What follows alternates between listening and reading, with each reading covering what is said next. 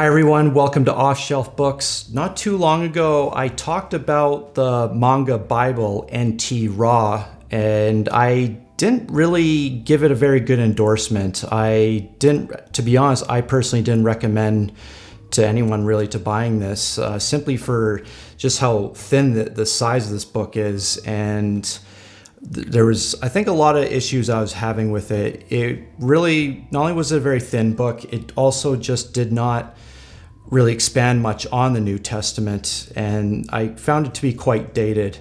But then I realized they actually did create a much more complete version of the Manga Bible, and this is what it's actually called. And as you can tell, it is much thicker, and this time around they include both the Old and New Testament. So I just wanted to do a little quick hands-on look inside of it just to see how this one stacks up. And off the get-go, you can tell a complete difference in the covers. And to be honest, I still love this cover for different reasons. I think it is well done. I think it was the font that just was wow, just a crazy type of font. This one, I really love this one a lot more. And in a weird way, I actually love this artwork. I think it just really pops out. As you can tell, it's the same artist behind it. So let's take a quick look at this one inside here. As we can expect, very similar pages to the NT Raw version. This one is also done in 2007, the same year as the NT Raw, which then kind of adds to my point. Why would you even publish the NT Raw, especially if you're going to make a complete one the same year? So it kind of adds to my point that the NT Raw was unnecessary to begin with. And again, here we go. We have our read first warning, just to warn the reader, this is an adaptation. Here we go. This is the beginning. Okay, let's do this again. In the beginning, God made the heavens and the earth. The earth was without form and void. The Spirit of God moved over the waters, and God said, "Let there be light." Zap. There was light. What's interesting about this one is that it actually has Moses at the beginning talking about how God created the world. He's actually sharing a story, and so that's an interesting take. It's not going straight to Adam and Eve just yet. But here we go now as he's explaining the creation story.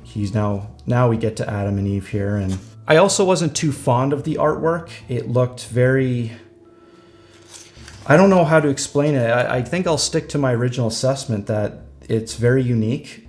It's very different. It definitely has a bit of a darker tone to it, not because it's black and white, but because it definitely looks a lot more of a serious tone rather than, it's less of a kid's version, I would say. In some ways, it actually has a lot of beautiful details, and in other ways, it lacks details. Again, there's no color in this whatsoever. It's black and white, and that's not necessarily a bad thing. I think in many ways, I think traditional manga has been in black and white. But once you actually read a colored manga book of any type, it's almost like you don't even want to go back to black and white, to be honest. I think color is just something that should be embraced, and it really just makes it pop. But obviously, I think that would add to the amount of work to put this together, and not to mention the printing costs. I know it's a lot more expensive to put color drawings in any type of book. So that was probably some decisions they had to wrestle with. But yeah, the fact it's black and white, I don't think it takes away too much from it. I think it's more important what content is inside. And again, you can tell they cram a lot of panels in here, and that is also a style I believe in manga, where they want to fit a lot of panels in. I personally don't like that there's so many, like 1, 2, 3, 4, 5, 6, 7, 8, 9, I guess even 10 if you include this. 10 panels in one small page. So that's a lot of panels. But I think for some people, they don't mind that at all. I guess it's something different. Maybe I'm just not used to that. Yeah, here's another one where they have 3, 6, 9, again, another 10. But not every page has it, as you can tell. 4 panels here. But oh, look at this. Like, look at these long vertical panels. And yeah, now we're I guess we're in the story of Exodus with Moses. Oh, look at this. This is pretty cool. Moses splitting the waves. I'm now starting to appreciate this one more. I think if I would have learned about this one, if I would have came across this one, this is the one I would have bought. Again, I don't think this one it just will not compare to the Manga Bible series. That one has 6 books, while this is the only book that I know of, and the thickness of this book matches just one of those volumes of the Manga Bible series. So I think this is a cool, unique perspective, but if you wanted a more robust, complete version, the Manga Bible series, which is what I'm slowly working through, I would find the more complete one. But to their credit, I do love, this has a bit of an adult nature to it, the artwork. I certainly would not say don't get this.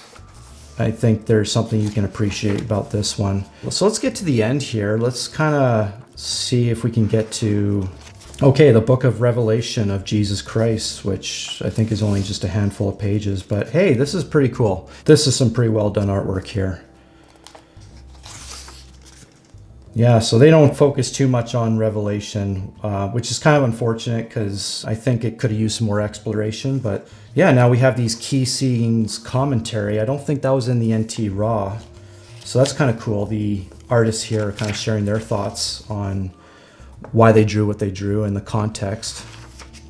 Yeah, once again, they have sketches.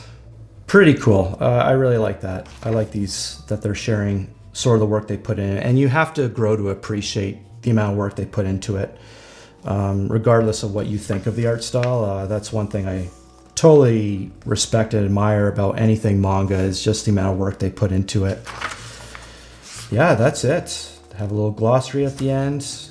This definitely is a Bible I would worth considering. I will once again stand by what I feel about this one, the NT Raw. I don't think it's worth getting. And what's funny about this is I think there's actually the exact same pictures. Yeah, there we go. Let's just put it here so you can see. Exactly the same. So you have, this is the NT Raw, this is the actual Manga Bible, completely the same. Let's even turn the page just to double check. And sure enough, yep, it is exactly the same. So all they did was essentially they just crammed this one into this one. So there's really no point of getting this. But yes, now I will definitely endorse getting this one. But if you want a full comprehensive Manga Bible experience, I would stick to the Manga Bible series.